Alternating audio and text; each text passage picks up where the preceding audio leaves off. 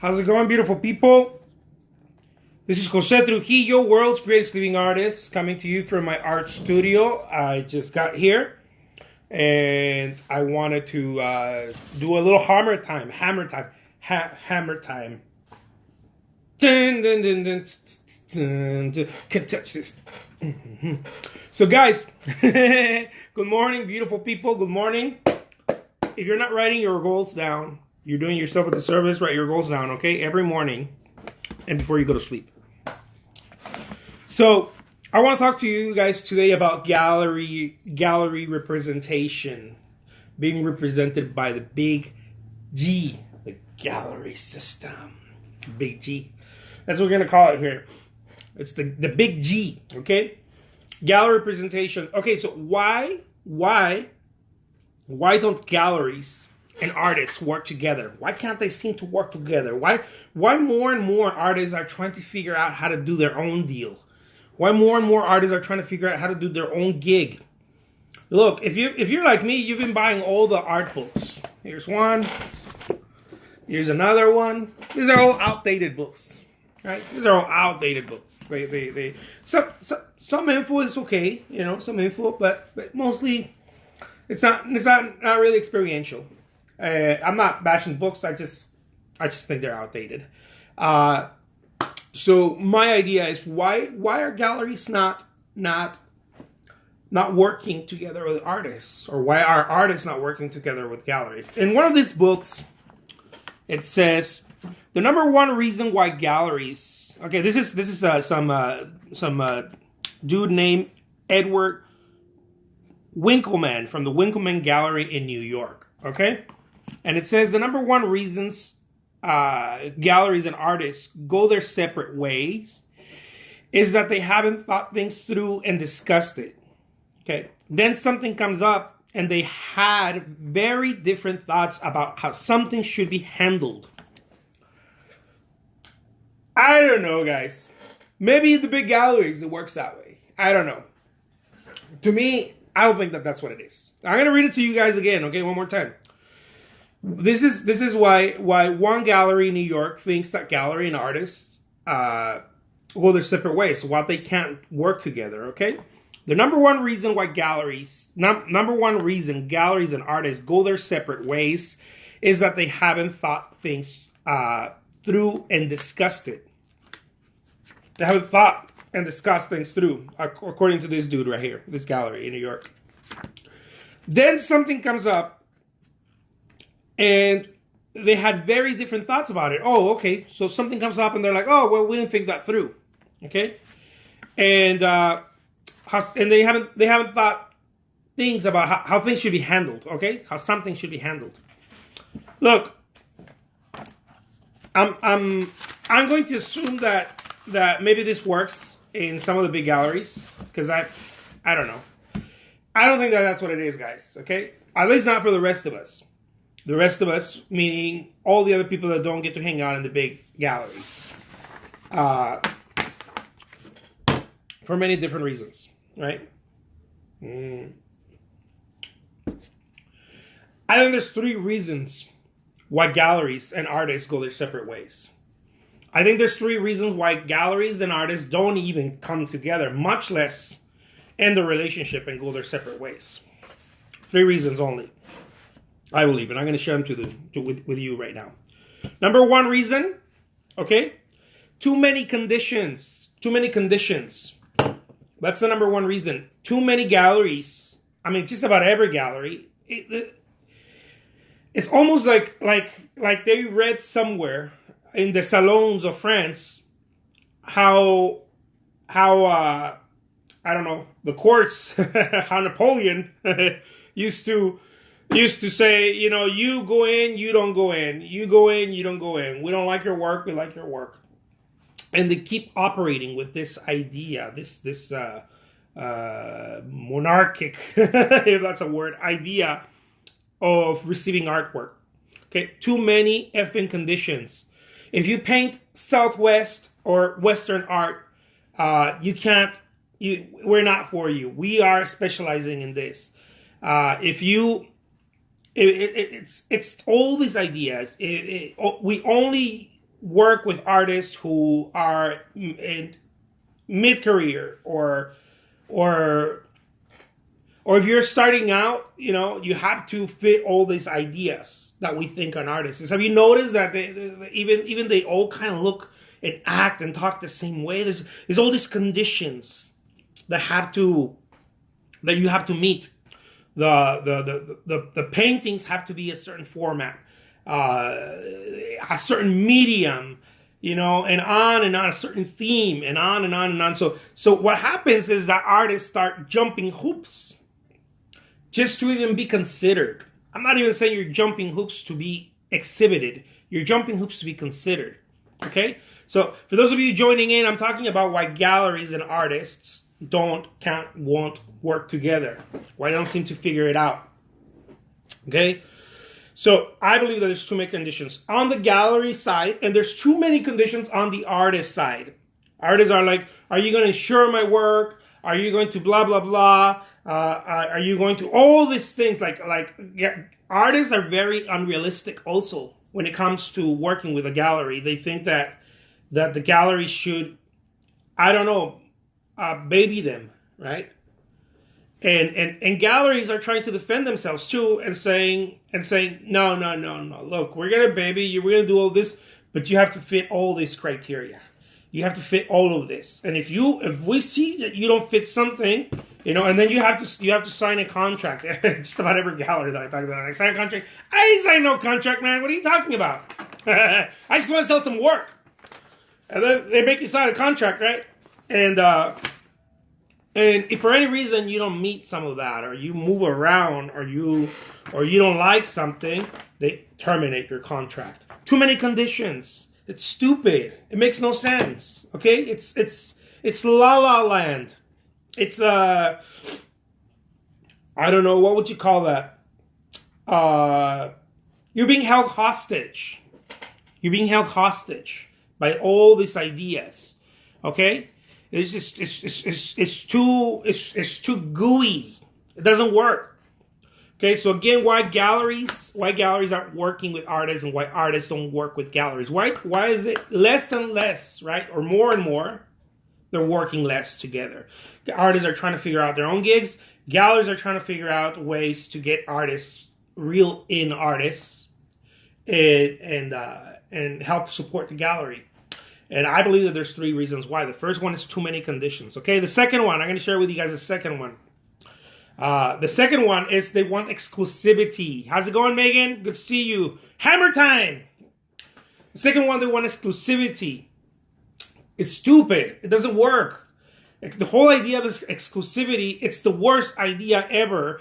That idea comes from the top tier galleries, and all of the mom and pop and small galleries are implementing this bullshit, and they should stop. I think they need to stop implementing this antiquated top tier idea of, if you're going to exhibit with me, I have to have exclusivity. They're acting like they can blanket, marketing wise, they can blanket the whole effing world. And they can't. Most of them don't have budgets to even market in their city. And they're like, I want exclusivity. I'm like, dude, who are you? Like, are you, I don't know, are you representing Banksy at the same time? Like, are you representing, Jeff Koons? And you don't want me to go to Damien Hirst's gallery? Is that why? Like, you have the push power and the marketing power to blanket a whole country? And that's why you want exclusivity? It's stupid. It makes no sense. But that is one of the reasons. That's reason number 2. Now again, I'm going to read to you guys just joining in from one of these older books of art. Okay, the idea of why galleries and artists don't work together. Okay, this is from a gallery in New York. The number 1 reason galleries and artists go their separate ways is that they haven't thought things through and discussed it. Then something comes up and they had very different thoughts about how something should be handled. I don't think this is why.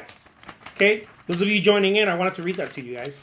I don't think this is why. I think this is an antiquated, I don't know how this gallery came up with that, but it's not because things come through in the way. It's because things weren't handled to begin with. They were not handled. It's not because they show up. It's because things were not handled to begin with. Okay?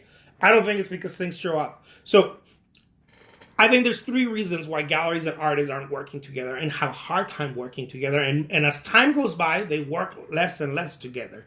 Number 1, too many flipping considerations. Okay, you have to jump so many hoops in order to be considered, not even to exhibit, to be considered. And many of them make you pay, right? Because their time is so fucking valuable that you have to pay for them to even review your work, right? It's a scam. It's a scam. Let's not even go there. It's a scam. What do they call them? Vanity galleries. And some galleries are not vanity, but they'll do vanity shows. So be very careful, guys. Ojo. They're businesses, but they're ripping off of the necessity that artists want to show. Artists are burning to show, and they want to take care of that burning sensation, that burning desire. And they're like, well. Anyways, that's for another topic. So the number 1 reason I believe is too many considerations. You have to jump so many hoops to even be considered by the gallery master to be like, oh yes, the gallery master to be like, well, we'll see, blah blah blah. And you have to jump all these considerations, and then artists don't help either.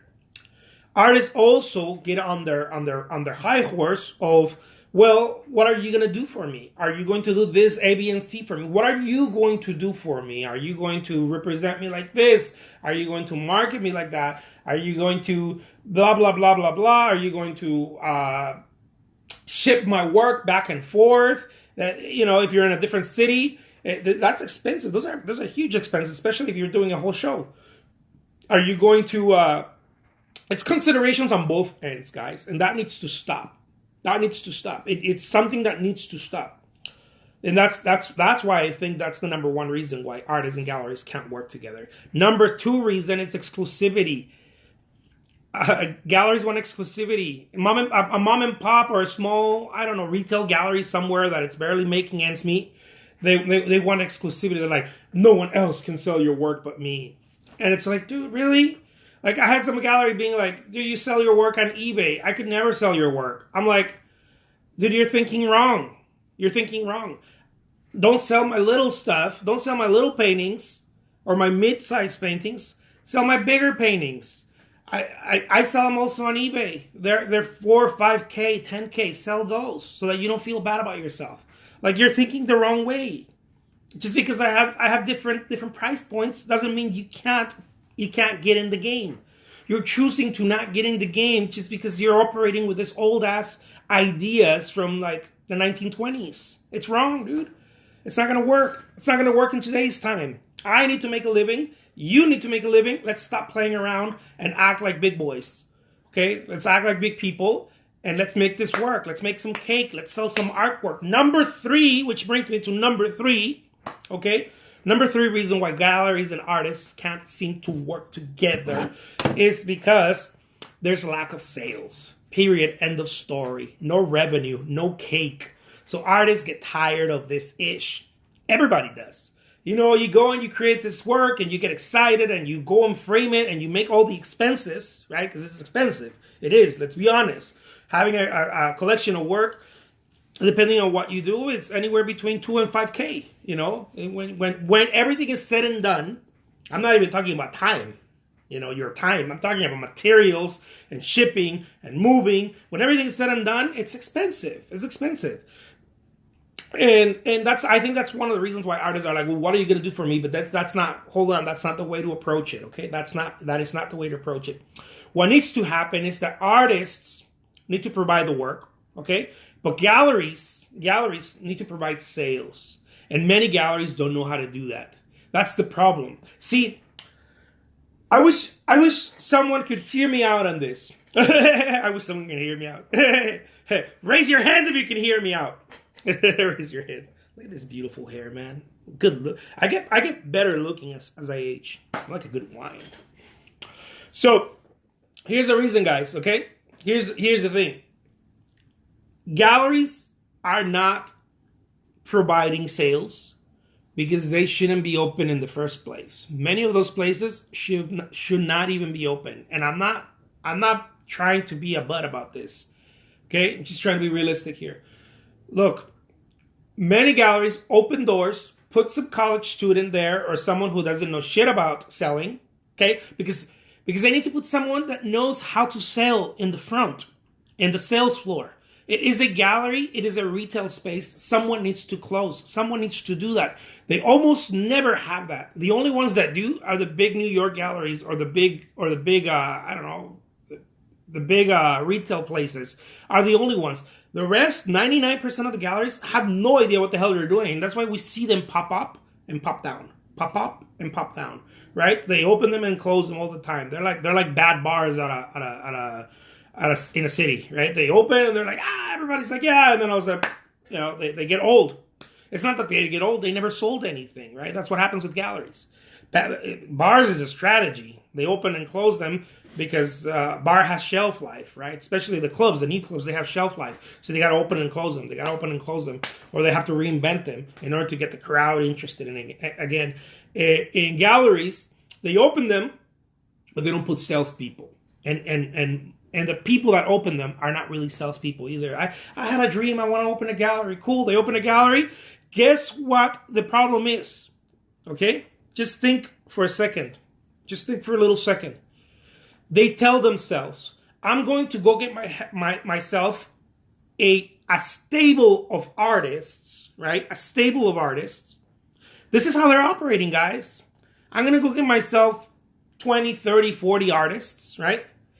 And guess what's going to happen? They are going to bring the traffic to me. So when the family and friends of 29 artists come to this one show, right? The family and friends of all these artists come to this one show. By the way, they'll put artwork of you or someone else just to get you interested and be like, yeah, come by, if you can, bring your friends, your family, blah blah. What they're trying to do is bring traffic so that they can sell the other stuff. Now this is not bad. I don't think this is bad, okay? Hear me out here. I don't think this is bad. I don't think there's a problem with this. I think it's a hustle. And I mean, don't hate on a hustle, That's what they're doing. What I think it's wrong is that once people are there, they don't know what the hell to do with those people. They don't know how to interact. They don't know how to sell to those people. They don't know how to make the sale. They don't know how to. It's awful. Every time I go to a gallery, it's like they look at you, and it's like they're hoping that you went in there to buy. Nobody goes in there to buy. You have to be sold something. And I know people say nobody likes being sold. They like buying. Ain't nobody buys.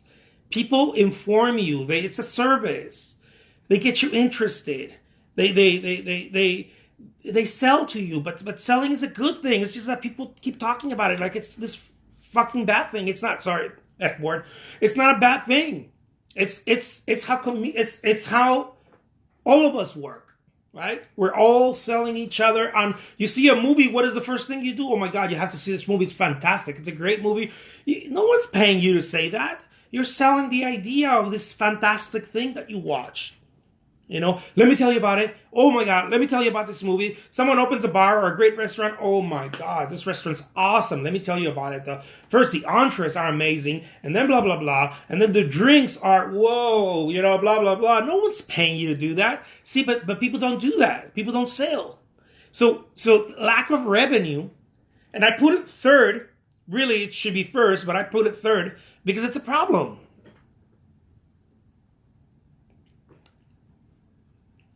John Butcher says, "Man, you're a pretty astute business analyst." I love that. Thank you, man. So it's the lack of revenue. No one's making cake. So why in the hell would I want to be creating artwork if every time I take it somewhere I feel defeated? Okay. Now this is not just the gallery's problem, guys. This is also the artist's problem. The artist gives all of the responsibility to the gallery and says, finally, someone will move my product, right? Because it is a product. Okay, let's stop thinking about it as art. It's art in your heart, in your mind, in your family, in your dreams, in your life. but it is a product pragmatically at the end of the day. It's something that someone wants to put over their couch or store somewhere for future value later on, okay? So what happens is that we take it to the gallery, and then we're like, yeah, they'll sell it for me. It's the wrong idea, guys. It's time for you to roll up your sleeves, okay? I got ink. It's time for you to roll up your sleeves and go and participate. Okay, and most galleries don't know what to do with you if you start rolling up your sleeves, because they've never rolled up their sleeves. Most galleries have no idea. Most retail spaces, that's where they're failing. I mean, just look at any of the numbers out there of retail businesses, and look at galleries, how they pop up and then they're gone, and then they pop up and they're gone. It's not because it was the wrong place. It's not because it was the wrong. Many are the wrong location. I'm going to say that many are the wrong location. They're not willing to spend the higher amount of dollar to be close to the traffic, to be close to where the money is, right? Many of them, I know, because I made that mistake. I did that about 10 years ago. I made that mistake.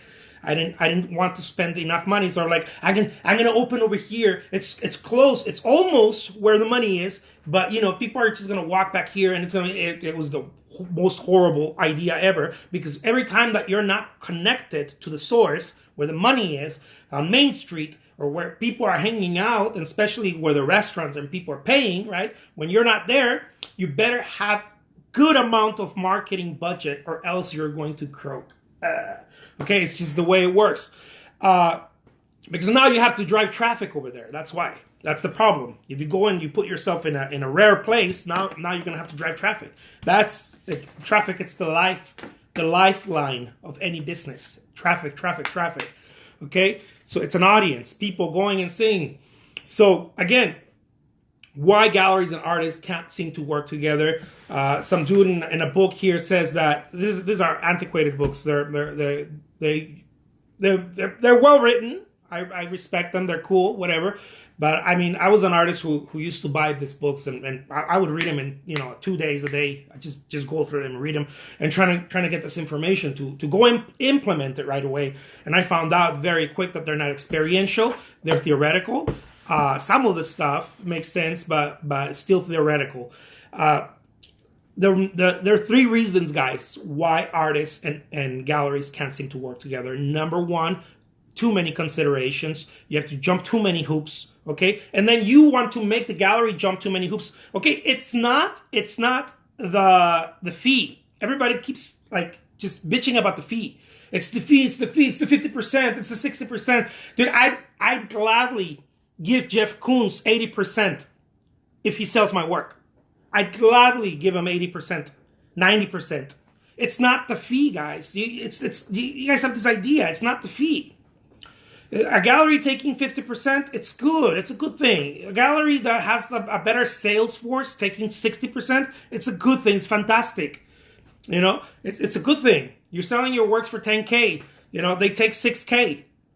You're left with 4. But what if they sell one of those, I don't know, one a month, one a week? Boom, right? Start repetition that way. It's not the fee, and many people think it's the fee. That's the problem. It is not the fee. So many people get stuck on that. Oh, with the gallery fees, it ain't the fee. It's the fact that they can't sell. That's the problem. And neither can you. And we have to roll up our sleeves, and we have to figure out how to get into the marketplace, how to penetrate the marketplace, because no one wants to do it. No one wants to do what I'm doing. No one wants to talk about this. People are like, oh, guys, I'm going to talk to you about, I see all these blogs, this pen that I bought. That pen ain't going to bring cake to me. This new canvas that I have. I'm making my cool voice, my high octane voice. This new canvas. No one's gonna make a living doing that, guys. We need to start sharing quality information, shit that's gonna work for all of us, things that are gonna help. The number one thing is high considerations. Too many of them. There's too many considerations. Number two thing, they want exclusivity. Here's the thing, guys. No one should have exclusivity to your work, not even for a month, okay? Unless you have nothing else going on, then by all means, go for it. But if you are also trying to hustle your way around and selling your work in galleries or whatever, or retail spaces, or door-to-door, or whatever you do, or online, eBay, Etsy, whatever, no one should have exclusivity of your work. Here's the reason why. They're trying to cut your wings. right? And they have a reason why. They have very logical reasons, but logical reasons doesn't mean that they're good ones. No reason is good for that. The logical reason is that if I have exclusivity, then I control the value, the perceived value of the artwork. It's a bunch of bullshit. It's top tier game. You know, the big galleries in New York, the Whitney Museum, and all these people are playing that game. That's a cool game to play. I wish I could play that game. It's not available to me right now. Maybe later, but not right now. Right now, what's available to me is acting like a small business entrepreneur. Start acting like a small business. That's what's available to me. If I go and I get into a gallery and they say, here, let me clip your wings. You can only exhibit here. Now you discontinued all of your choices, right? All of the opportunity. And now you're waiting, hoping, praying to all the gods that they have a capable, reasonable, aggressive, please, salesperson on the floor. Because otherwise, all you did was go and hang stuff. People went around, they sipped a little bit of wine. Oh no, that's cognac. They sipped a little bit of wine and, ate a little bit of cheese, and no one talked about your artwork. And neither did you. If you go to the opening show, you won't talk about your artwork because you're afraid. I don't blame you. Everybody's afraid. Nobody wants to talk because we don't want to appear salesy. We don't want to appear pushy. We'll all act like Jim Carrey in Dumb and Dumber when he's like, "You go talk to the girl. I'll wait here at the bar." You go tell them how great my artwork is. I'll wait here at the bar. I look cool here at the bar. It doesn't work that way. You have to go and talk to the people. You have to go and engage. You have to go and on and on and on and on. So that's a problem, okay? The other problem is that they clip your wings, your opportunity goes away, and now you have a big problem, okay? You can't multiply yourself. I talked about this over and over, and a lot of people seem to not get it because it's a sacred cow. I can't multiply myself. I'm an artist. You have to figure out how to multiply yourself. For example, I'm doing this video, okay, live. I'm gonna go put this video probably on YouTube. I'm gonna go make an article and put it on LinkedIn. Woo! I just multiplied myself twice. I'm gonna go and put it on Twitter. I multiply myself 3 times. And on and on and on. You have to multiply yourself because it's a noisy effing world. It's too noisy. Can't penetrate. Can't go in there. It's too noisy. Everybody wants to talk. And everybody's talking bullshit, And so we need to figure out how to deliver value and multiply ourselves. So as an artist, we need to figure that out. Okay? If you're just stuck in one gallery, chained, right, to that one gallery, you can't multiply yourself. And you ought to multiply yourself because it's the only way to create revenue right now, guys. It's the only way. The other way is to have a huge ass list, right? Have a huge audience. If you have 100,000 people or, 50,000 people in your list, your email list or your roster, people you can call, that's a huge way of multiplying yourself. Now you're multiplying yourself, right? But you have to figure out where you can multiply yourself. And if you're stuck in a gallery, you can't do that. So there's no chance of you getting any cake. There's no cake for you.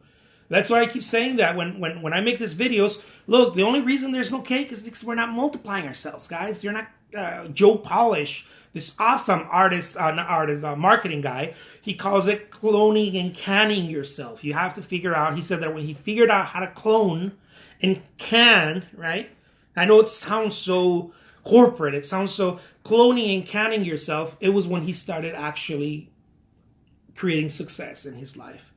And many artists don't know how to do that. The only way that artists know how to do that is like, oh, I'll make prints. Don't make prints because if they're not buying the original, they're not buying the print. Figure out how to multiply yourself with the print, with the original. This does not mean necessarily repeating the original. It means going and putting yourself in multiple places at the same time aggressively, right? That's a form of multiplying yourself. And it's not always pitching. It's also delivering value, figuring out how to deliver value. Okay, so that's number 2, exclusivity. Do not let them have exclusivity unless I would let, I would still think about it, right? But I'd let Oprah have exclusivity of my work, right? Why not? I still think about it. I would think about it because I'd be like, how long is this going to last? That would be my first question. How long is this going to last? Because if it's not going to last that long and and I unplug all the other things that I'm doing, then I may be shooting myself on the foot. I know it's weird, right? Because it's Oprah. Oh, I'm going to put you in the magazine, but you can't exhibit somewhere else, right? Let's say that Oprah opens a gallery, the Oprah Gallery. I'm going to put you in the magazine, and I'm going to do this, and I'm going to market, but you can't be anywhere else, right? It's just me. My first question is, oh, that's not, I mean, I'd be, wow, right? But my first question would be like, how long is this wave going to last? Because I've been on waves like that. I've been on great lists, email lists from gallery owners and blah, blah, blah. And it doesn't last that long, guys. If you don't keep pushing, it won't last. So you have to ask yourself, how long is this going to last? Is it worth unplugging something? Okay? So I wouldn't do that. I would keep everything plugged and be like, all right, let's do it while I keep everything plugged. While I'm doing my own efforts, is what I'm trying to say. Number 3, there is no revenue. That's why galleries and artists can't seem to work. There is no revenue. There is no real salespeople in the floor. And now every time there's a real salesperson on the floor, people are like, oh my God, it's a sellout commercial, blah, blah. See, people hope that that stuff sells itself. You'll build it and they'll come. Nothing works that way, guys. Come on. It's overplayed. People say, well, if the artwork has real value, people will come to it. No, dude, it's not gold. It's not gold. It's not real estate. It's not many other things. It's not a collective agreed upon value. It's not collectively, people have not agreed on the value of your art. They've collectively agreed on the value of Andy Warhol's portraits and paintings and photographs or, whatever, right? On his artwork. Everybody collectively has agreed.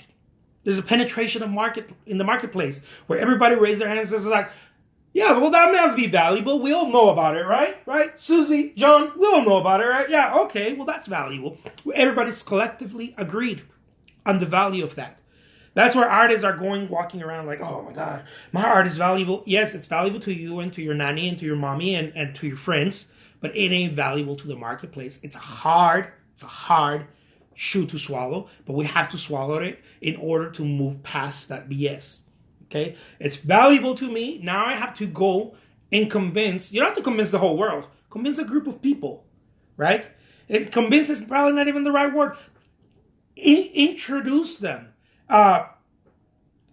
Service these people, bring value to them, allow them to see your value, right? Because we all have value, the things that we don't communicate it.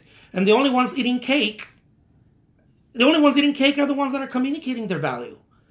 Are the only ones, Jeff Koons is like, dude, my shit's so valuable that I'm going to make France put it there. That's how valuable it is. My stuff is so valuable that I'm going to make it huge. I'm going to make this huge thing. It's going to be so that everybody can see the value. Now, of course, I'm going to polar, right, examples, opposites. But that's how they do it. It's just to drive a point home. That's how they do it. It's you have to go and inform the marketplace to that. First of all, you have to let people know that you exist. If you can't even do that as an artist, I don't think you have a shot. You have to let people know that you exist. And this is done in different ways. There's no wrong or right way. There's only one way. Aggressively do it. And when people hear this word, oh, aggressively, I don't want to be aggressive. This doesn't mean that you have to change your tone, your pose, the way you act, the way you talk. I talk like this because I'm muy loco, but this doesn't mean that I'm aggressive. Aggressively means that you are persistent, consistent, and you don't take no for an answer. You figure out a way, right? You figure out a way. You go to a gallery and they're like, well, your work is not for me. Cool. All right. Do you know someone? Who do you know that, not do you know? Who do you know that may like this work? Who do you know that would love what I have here? And that's how you get a conversation started. Now, a lot of people think you have to have a relationship with all these people. You don't have to have a relationship. It's not about relationship, guys. It's important when you collaborate, right? It's important to have collaborations. But not everything is a relationship. This is where a lot of people get stuck. They're like, man, I got to get more relationships. It's not that, guys. It's that we have to constantly be bringing value to the marketplace. It's the only way. If I have, I don't know, if I have here's an example. Okay. If someone gives me a bunch of, for some reason, right, I have a a relative that passed away and gave me, left me all this signed Dali, right? Prints, limited edition prints or whatever, right? Let's say that I have 200 of those signed Dali limited edition prints. Each one would probably sell for, I don't know. Let's say that they're more top tier ones, right? They'll sell for $2,000 each, right? $2,000 each. If I go into the marketplace and I inform the marketplace what they are, and I put them, I don't know, for $500 each or $300 each, but their market value, what everybody agrees, right? It's not $3,000 or $1,000, it's $2,000, but I'll put them for like $300 or $500. Everybody's going to buy them right away. Everybody's going to buy them. It's just the way it is. And I don't even really need to market. All I have to go is give them to a gallery or put them on eBay or somewhere and be like, oh, these are serigraphs, take the photographs, and that's it. I don't really have to do much selling because everybody agrees on that value. Everybody agrees on that value. It's a collective agreed upon value, right? It's collective. Our artwork is not, guys. So we have to figure out how we can go into the marketplace and share this with the world. Look, here's my artwork. This is why A, B, and C, you want to have this work. This is why you want to share this image. You have to constantly be there, show up constantly. There's a saying that people tend to have. Again, if you build it, they'll come. They won't come if you build it, guys. It doesn't work that way. If you call them, okay, I would change that. I would put something more like, if you have enough value, you stack enough value, okay, and you consistently and persistently call them, maybe they'll come. I would probably say it that way. Maybe they'll come. And you have to go in, this is not a negative, guys. This is just how the world works. If you have enough value and you persistently and consistently communicate it to them, okay, maybe they'll come. And those that come, maybe they'll stay and listen. And those that maybe stayed and listened, maybe they'll buy. That's how this works. So what I'm trying to say is that your numbers are off, guys. Your numbers are off. We try to operate on very narrow numbers. They're like, yeah, if I tell 10 people, it's not going to do anything for you guys. We have to go for bigger numbers. Because the maybes are too crucial. Maybe. And then you squeeze a sale out of that. Okay? And then you go and rinse and repeat that. So that's how this works, guys. I hope that you guys got any value from this. My name is Jose Trujillo. I am the world's greatest living artist. I don't know. I was born this way. If you guys like what I'm doing here, if you guys like this, enjoy this little talks, share them with other guys. I don't know, other girls, other people. Share them with other people, guys. Let people know what we're doing. And it's not just about being informed, because information is free. It's about starting to change the dialogue. Okay, starting to change the dialogue. We need to start changing the dialogue of this. That we're operating. I keep saying this. The art industry is flipping broken. We keep operating with old, antiquated ideas, and they won't change. They won't change for many reasons. But the main one is that the little guys keep looking at the top tier guys and trying to mimic that without mimicking the amount of push, effort, and marketing budgets, right? Marketing budgets. Whether it's sweat equity or it's actual money going in there, right? So we don't mimic that. So we're like, oh, yeah, they shocked the world with that? I'm going to shock the world. And you want to shock the world in your small gallery or your small studio with only 30 people walked in there. And you're like, I'm shocking the world. You ain't shocking the world, dude. You're shocking 30 people. John says, I enjoy that, mate. You make a lot of sense. Thank you. I hope I didn't bore anyone. When I go on my rants, I go long because I like to hammer it. You know, I think it's the way, just hammering it. If I just say it, and I think you have to be a bit of a little bit militant, a little bit evangelist when you. I know those two words for some reason are very weird, but you have to be a little bit evangelist, a little bit militant when you have to drive a point. You know, you have to drive a point because I think it clicks and it starts a dialogue of, oh shit, man, have I been doing this wrong? Has everybody been doing this wrong? And I think we have. I just think we have. So don't let the galleries have the upper hand. And don't allow yourself, okay? Don't allow yourself to fall below. You should be more interested in bringing revenue to the gallery if you have work in that gallery. You should be much more interested, much more disciplined, much more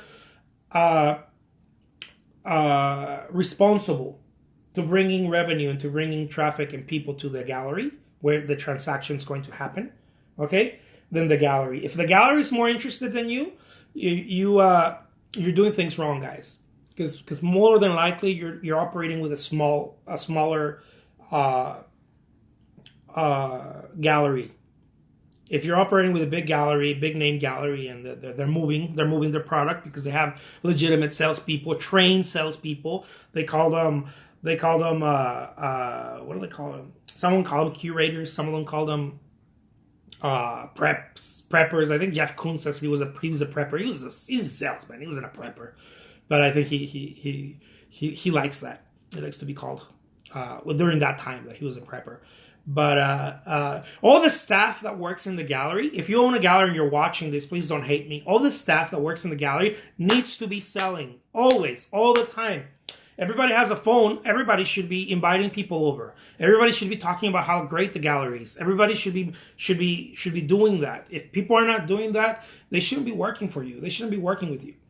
Here in my art studio, right now I don't have it. I don't have employees. I'm just doing it with my wife. My wife and I are working my art studio. At any given point, I'll bring in 2-3 people, some from the college or whatever. If they're not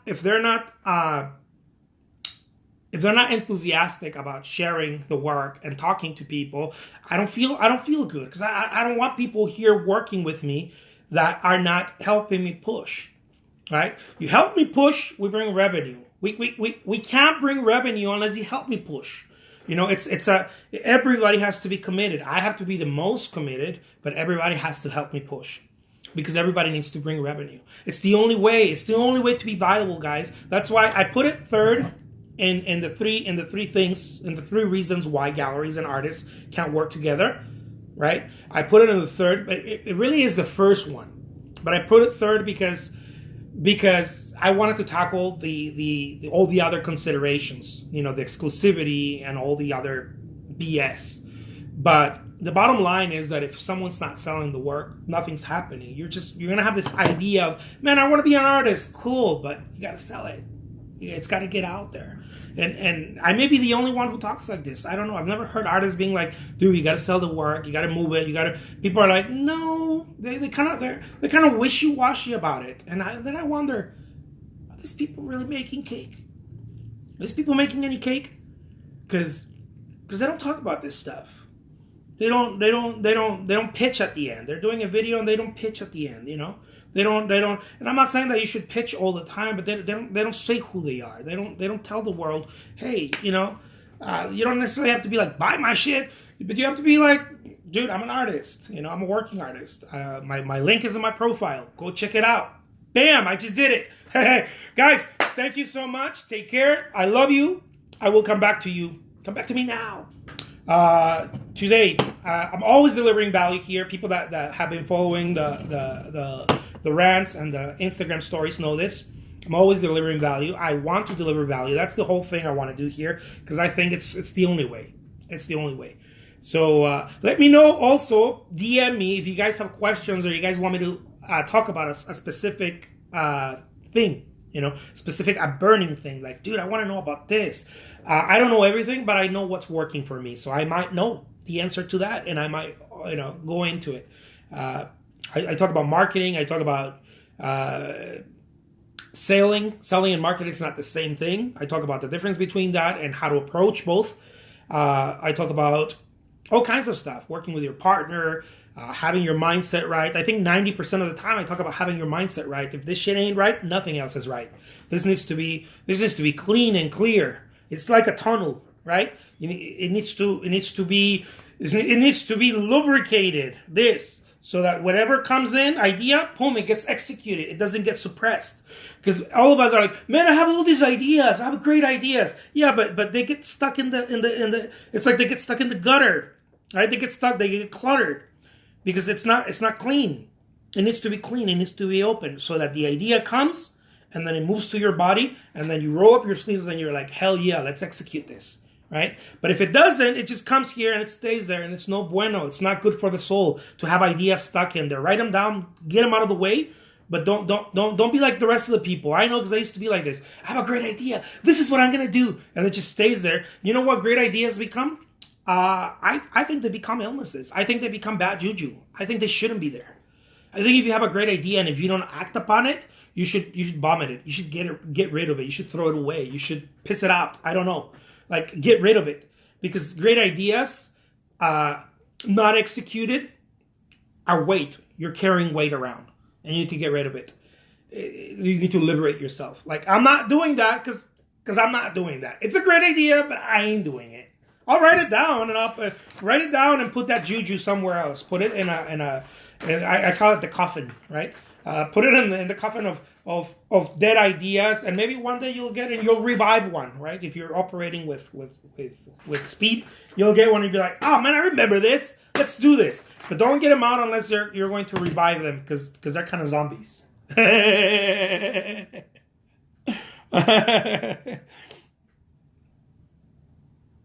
I agree, but I'm scared. I totally get it. Hey, it's spooky, huh? Don't be scared. It's just BS talk. I'm just playing around. But just they hurt the soul. You're carrying around this thing. You're like, man, I wanted to be an artist, and you're carrying around this thing. I don't know. Become an accountant. Do something else, but don't carry this thing around. Or the better solution is roll up your sleeves and become the artist that you want to be, and go do it. But either way, don't carry it around. Don't carry it around. It's not good for the soul. It's you're dragging chains. And I mean, when we think about ghosts and we think about all this, what do we think about? They're dragging chains, right? When people talk about ghosts and stuff like that, and we think about zombies, ghosts. What is the very first thing that, to my mind, anyways, unfinished business? That's what we talk about when we hear, oh, ghosts. They must have unfinished business. They haven't realized something. Well, yeah, dude, they had ideas. They had ideas they didn't finish. So it's just talk, guys. It's really gonna do that.